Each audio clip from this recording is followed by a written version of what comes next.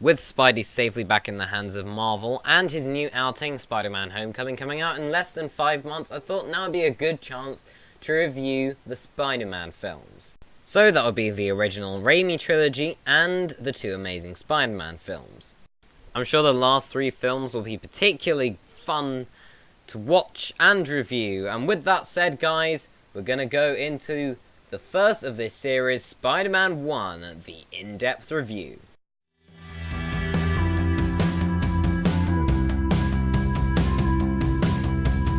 Spider-Man is Sony and Columbia's first Spider-Man film based off the Marvel Comics, and it's directed by Sam Raimi, written by David Coop, and stars Tobey Maguire, Willem Dafoe, Kirsten Dunst, James Franco, Cliff Robertson, Rosemary Harris, and J.K. Simmons. And whilst this film did come out in 2002, just gonna say this is a huge spoiler warning. I'm going through the entire film, so if you haven't seen it, 1, why haven't you? And 2, you should probably click off this video. So again, spoiler warning, and with that, let's get straight into the review.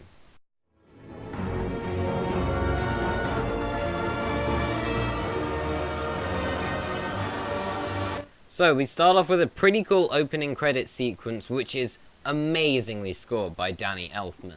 And then we get this. Who am I? You sure you want to know? Not particularly. The story of my life is not for the faint of heart. Okay, see you then. And probably all the grandmas are gone by now.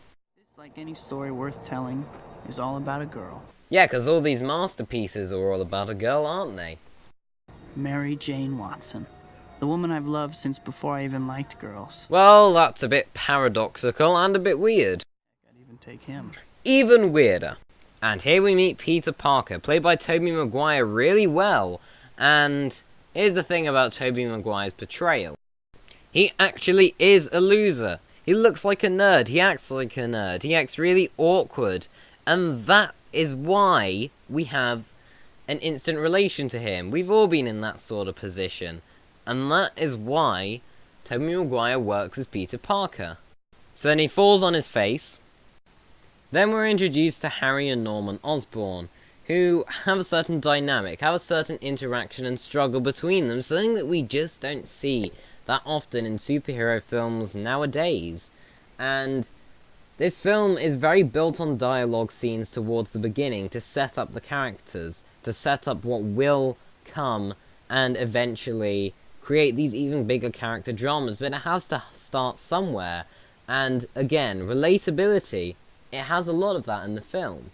And that's one thing it's trying to do. It's not trying to be the Dark Knight, this dark, depressive film filled with character trauma. It's not trying to be a groundbreaking film like The Avengers. It's not trying to be like Batman vs. Superman that throws in as much comic book things as possible. What this is it's trying to just be a stupid high school movie with Spider-Man in it, and I kind of respect the film for that. So they go to a spider museum for a school trip where Peter gets bullied, and then we meet the weirdest teacher I've ever seen. What is going on? The next person who talks will fail this course. I kid you not. I love this guy so much. Talking throughout that woman's entire presentation. Let's go talk about how we listen. Then, now Pete can add being a creep to his many list of character traits. He claims he's taking a photo of someone for the school newspaper, but instead just takes photos of a woman he likes. Speaking of which, why do nearly all of the students at his high school look 25? It's even worse than the Amazing Spider-Man films, but hey, I'll get to that later. So yeah, Pete gets bitten, and rather than telling anyone that one of the genetically altered spiders escapes, instead he kind of just ignores it, and then a convenient visual cue fills the audience in on what's about to happen. Meanwhile, while testing his tech and serum, Norman Osborn is interrogated by, nah. Moving on. And in the trial that went wrong, what happened? What were the side effects? Violence, aggression. Blacking out, looking like a human goblin. Liking the Amazing Spider-Man 2. and insanity. Same thing. Falling your ass. I'm already on my ass, mate. I am on my ass. Please move on, this is putting the weirdest imagery in my head. Then Peter has a bit of trouble sleeping. And he wakes up with all your normal Spider-Man abilities like perfect eyesight and ripped abs. But somehow he spent a good, 19 years not noticing that Mary Jane's room is right next to his. And also, he's creepy. Like, really creepy. Okay. And here we get the scientist with lack of funding or research carries out experiments on themselves cliche. However, on the plus side, then we properly get the over-the-top Willem Dafoe performance in this film.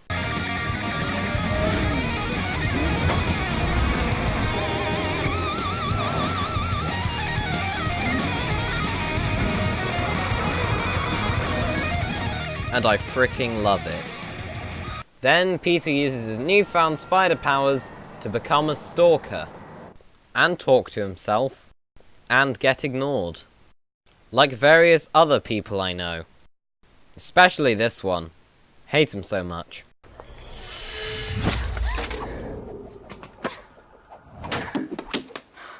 We can also add extreme balance to his checklist of superpowers. That and convenient screenwriting. Then comes the part of the film where you want to check your phone.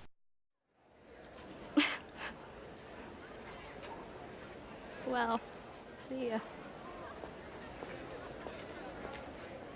Yeah, I'd say that shot went on a bit too long. But in all seriousness, I do find this whole sequence of him discovering his powers pretty entertaining, even though I don't see how no one notices this happen. Then for a simple reason, which is Pete flicked a tray on Flash. Flash tries to beat up Peter, and when it's practical fight choreography, it works. However, unfortunately, a lot of the CG doesn't hold up today, and I also like the whole high school tone that's going on here. However, for some, the dialogue is way too cheesy. And of course, he learns to use his powers, which is beautifully scored by Danny Elfman again. But that's not what I want to talk about. I want to talk about the best shot of the film.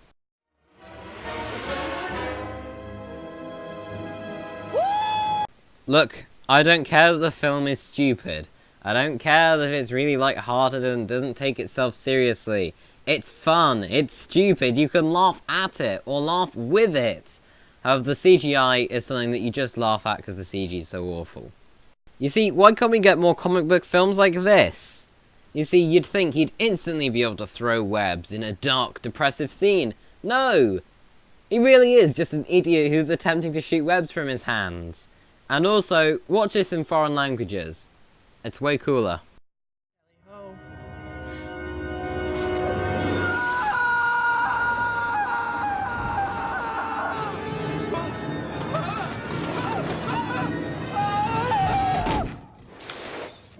Hello, darkness, my old friend. I've come to talk with you again. And personally, something I find weird comes. Now, I like the adding character depth to MJ Watson in this. I really do like this. But they never really develop on it much. It's kind of just there. But hey, I'll blame that on Spider-Man 3. So after a pretty cheesy, meh, conversation they have, MJ leaves Peter. Great. However, one thing she interestingly does is she sort of changes her character, which actually does add another layer to her. Then we get a montage of Spider-Man designing suits, and I really like the editing here. I just do. And in the end, he makes a design that he doesn't use at first.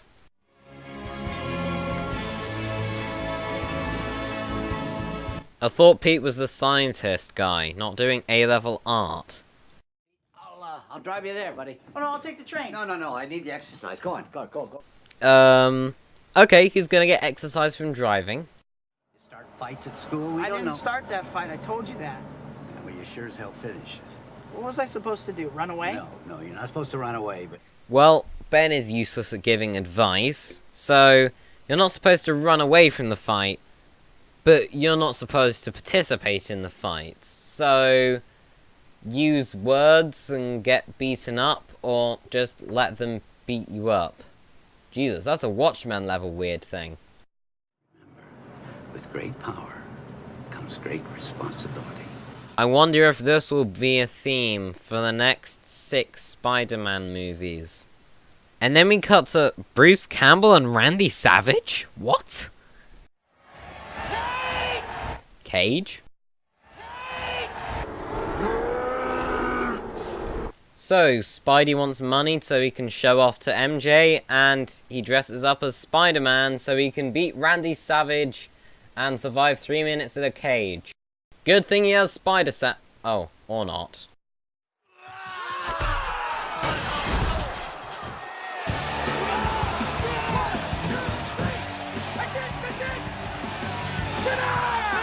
So, Spidey wins the game but gets underpaid significantly, and the first thing he does is let an armed robber go free.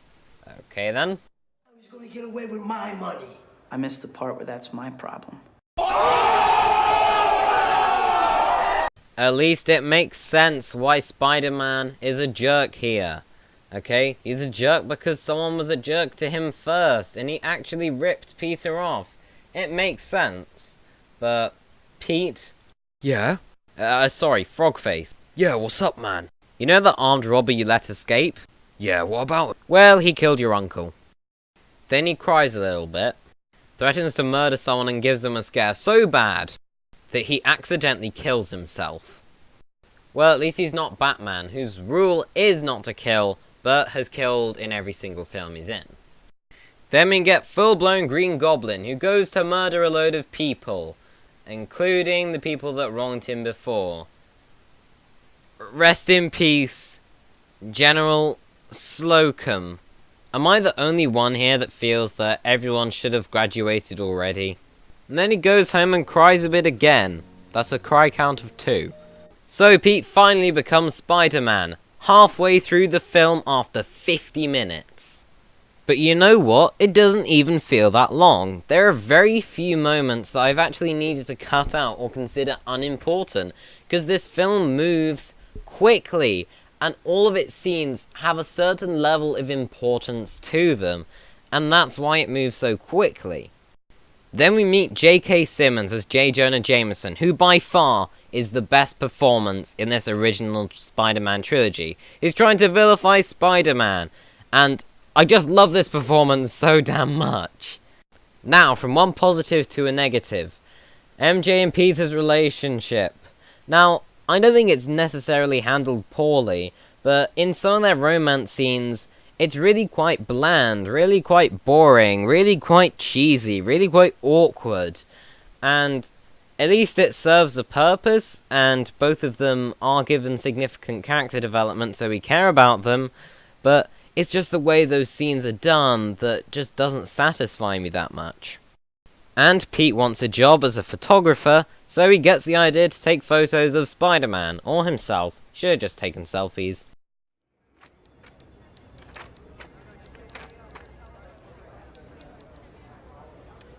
They're crap. Crap. Crap. Mega crap. I'll give you $200 for all of them. That seems a little low.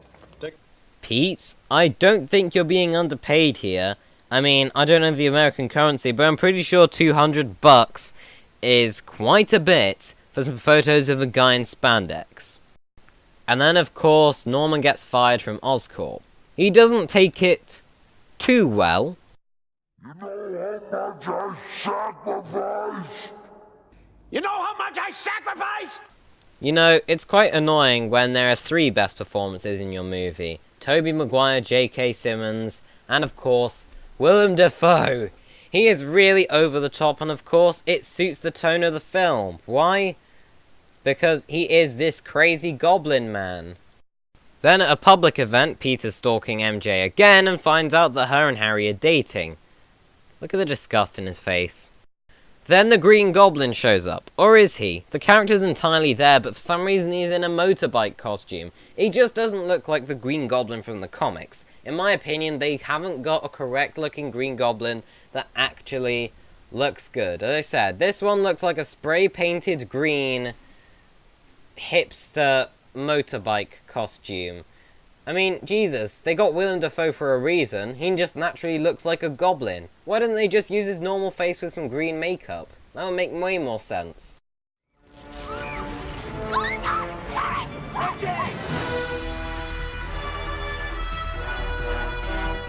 Right, 1, Pete just revealed his identity to anyone who was lucky enough to see, and 2, I really do hate this about Mary Jane Watson. Whenever she's in an action scene, her entire point is to scream, and I hate that so damn much about her. Her point is screaming love interest. Hello, my dear. It's Spider-Man! Okay, 1, Green Goblin is really creepy. 2, MJ's only point is to scream, and 3, this extra isn't acting.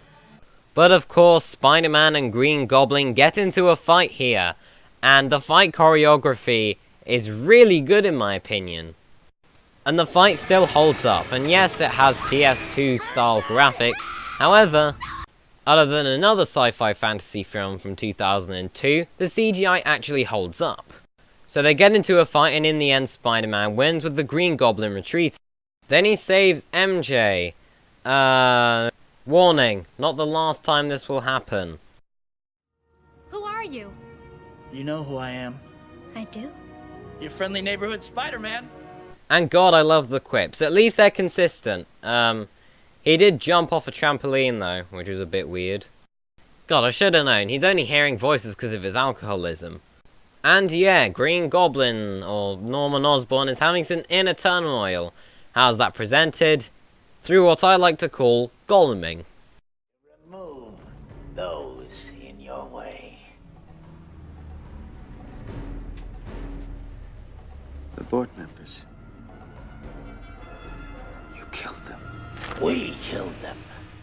I said this before, but Willem Dafoe's performance is great. And one thing I have to say is it's fitting. This is a stupid film. It has a pretty goofy villain. However, there is a certain level of his unhinged personality that just makes so much sense, which is why I love his performance so much. It fits the film. And then he decides to recruit Spider-Man. And now to dialogue. Dialogue is really well done with some characters. When it's someone like J. Jonah Jameson or Norman Osborn, it works really well. When it's Peter and MJ, nope, it doesn't work well at all. Anyway, J. Jonah Jameson's a jerk. Then he gets what he deserves. Who he is? His stuff comes in the mail. You're lying! I swear.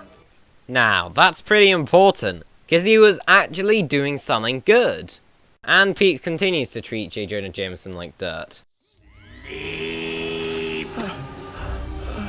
Well, that's likely to show up in my nightmares soon. So, Spidey gets abducted by one of the creepiest men of all time, and Green Goblin asks him if he wants to team up with Spider-Man. Spider-Man, of course, refuses. Then, after a plain dialogue scene with Peter, MJ decides to go in a dodgy street corner, because why wouldn't you? And as for my thoughts of this scene, it's pretty well done. I really like some of the fight choreography, really like the cinematography and the colour and lighting used, and of course the score by Danny Elfman is really good. You have a knack for getting in trouble. Probably coincidental screenwriting. I think I have a superhero stalker. Yes, yes you do, MJ. You're gonna need a taser and some pepper spray quickly. Then of course we get the infamous upside down kiss, something that I have no clue if it actually works. Like, wouldn't the upside downness just be really... whatever, it's a movie. It clearly isn't trying to take itself seriously. Then a building's burning down and we get this.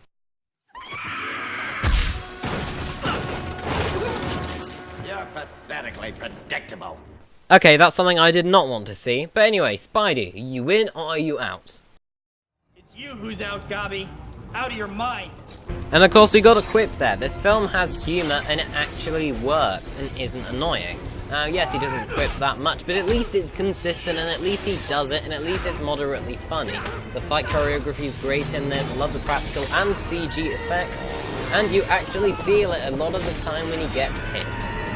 So, it's Thanksgiving at the Parker household where Norman meets MJ for the first time, and Peter isn't there. Well, he is there as Spider-Man, and that leads to a pretty intense scene. Bit of a slob, isn't he? All brilliant men are. Great, so according to Aunt May, I could be as filthy and disgusting as I want, and I'll still be a brilliant man. Yes! Hey, everyone. Oh, Peter. Sorry I'm late. It's a jungle out there. I had to beat an old lady with a stick to get these cranberries. Well, that paints Pete as a violent sociopath. Oh, I see what you did there. Very funny. Interesting thing in this scene that was brought up by Chris Stuckman, however. Pete/Spider-Man is in green, the colour of his arch-nemesis Green Goblin. Then Norman/the Green Goblin is in red and blue, the colour of his arch-nemesis Spider-Man. And Harry is wearing both green and red and blue, a mix of the two colours. You do the honors.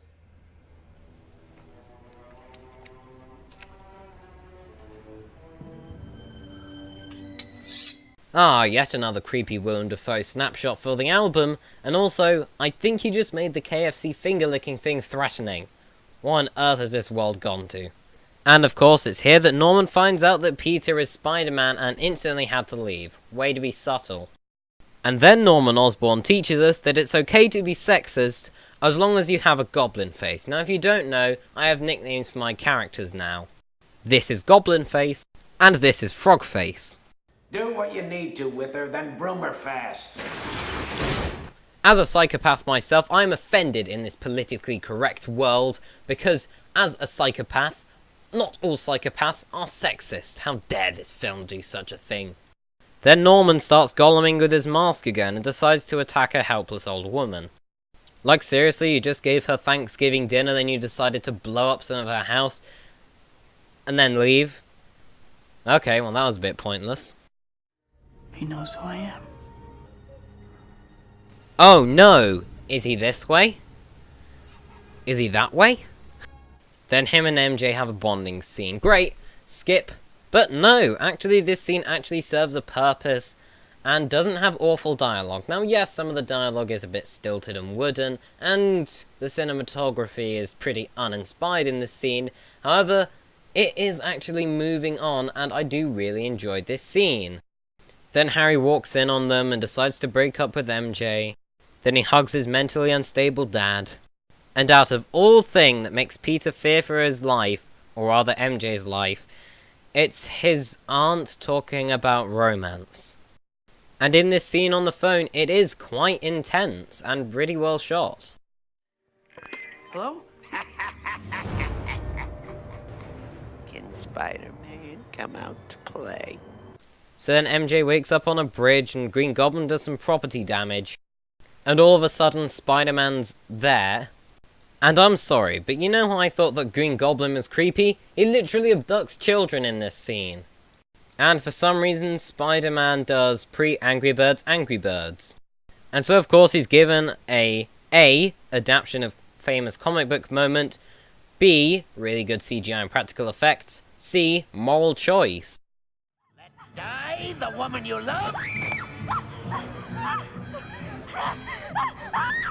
Or suffer the little children? The practical and visual effects and the camera work is beautiful in this film. But because Spider-Man can't kill anyone, he saves both MJ and the children. Then we get the cliche of the New Yorkers rally against Spider-Man to beat the villain, and here the CG doesn't hold up. Anyway, everyone gets rescued, but Green Goblin takes Spider-Man with him to a random desolate place in the middle of New York, because I guess those exist. And then a bomb explodes in Peter's face, and this, from then on, is completely brutal. What the hell is this? Okay, this used to be a Spider-Man film, now it's just Tobey Maguire making weird faces and noises. Of course, most of the practical fighting still stands up in the scene, although I can't forgive Green Goblin's outfit here, but there's both emotional and physical states. Yes, I did just say emotional, and because I'm running out of time, I'm just gonna leave that in there. But Goblin ultimately makes the mistake of insulting Spider-Man's girlfriend, and you can just see the hatred in those eyes, that Green Goblin made a mistake.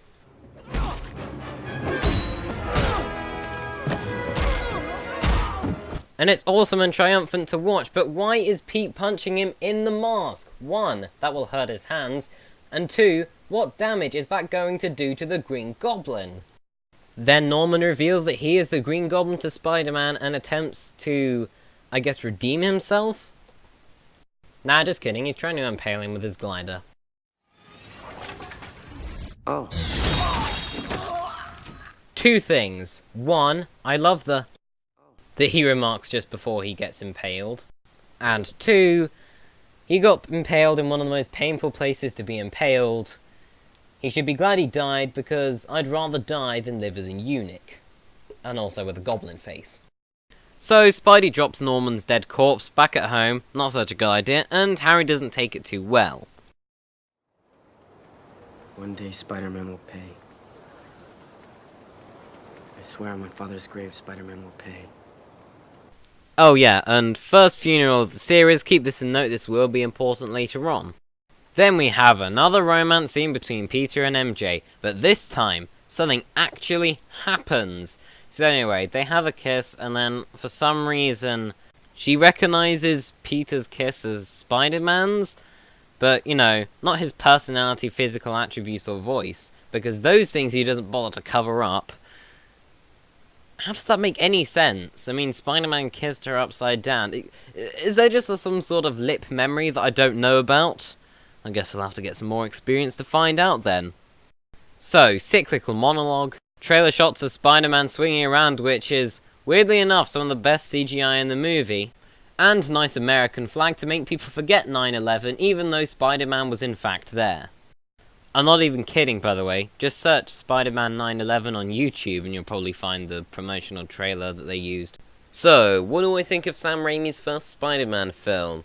Well, I'm going to start off with the casting here. Tobey Maguire is an excellent choice for Peter Parker. I just can't exaggerate how much I love his Peter Parker. However, as Spider-Man, I don't know, he is a bit too weak of an actor or character to fully pull off Peter Parker like that. However, then we come to Spider-Man himself. This film is really funny, okay? This film is meant to be stupid, and because of that, we have an excellent villain. Look, Willem Dafoe is fantastic as the Green Goblin in this film, but he's not fantastic as Green Goblin because it's Green Goblin.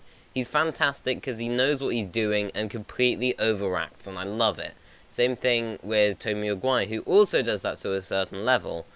J.K. Simmons is my favourite performance in the film, by far. I really loved him as J. Jonah Jameson. James Franco, Rosemary Harris, Cliff Robertson, all fine. I only really have a problem with Kirsten Dunst's MJ Watson. However, I don't think that the actress was the problem. I think they just had really poorly written dialogue scenes that didn't really go anywhere. The suit, pretty good. And I love his whole power getting sequence. I thought that was really well done. And in terms of plot, it's actually quite well done. It knows what it's doing in terms of plot because, you know, it's not, I don't want to mention any other films, but everything is pretty balanced, with the exception of him finally becoming Spider-Man halfway through the film. That's the only one inequality in terms of the plot. There are a couple of, like, nitpicks and plot holes around there. But yeah, it's a really stupid movie, and some of that you could see is very cliched or very stupid, and it's fine if you don't like it because it's like that. However, I'm fine with it. I just love this film because, one, it has actual merits, but then it's a complete blast to watch. The visual effects surprisingly stand up quite a bit, even if, you know, they were made in 2002 and they weren't great. One thing I want to quickly point out, Green Goblin's design is not good, as some of the CGI isn't very good in this film, but the fight choreography, when it's practical, does work really well. The direction is phenomenal. I really love Sam Raimi's work on this film. All the camera movements are so just filled with style. I love the visual style that this film has. Like, I just really, really like it, in terms of the way it's shot and made. And yeah, that's pretty much all I've got to say on the first Spider-Man film, from what I've said, obviously. The music by Danny Elfman, I love the first theme, however, a lot of it after the first theme isn't as good, however, it still does hold up pretty damn well. And yeah, that's all I've got. There are a couple of plot holes and a couple of little nitpicks I have, but I'm not going to focus on them because they're not main problems. Anyway, Sam Raimi's first Spider-Man film gets an 8 out of 10. And with that, I'll end the video here, guys. I hope you guys enjoyed it. I've spent quite a lot of time working on this and had several delays. But I really enjoyed this film on the plus side, and I think you guys will enjoy it too. I do recommend Spider-Man, although it may be a bit dated and cheesy at points. And with that, I'm going to end the video here. So if you guys enjoyed this video, be sure to subscribe, like, and comment to this channel, and check out my Twitter at MrChicken4321, and check out my gaming channel, MrChicken167, and hope you guys enjoy this video, and I will see you in the next video. Bye-bye!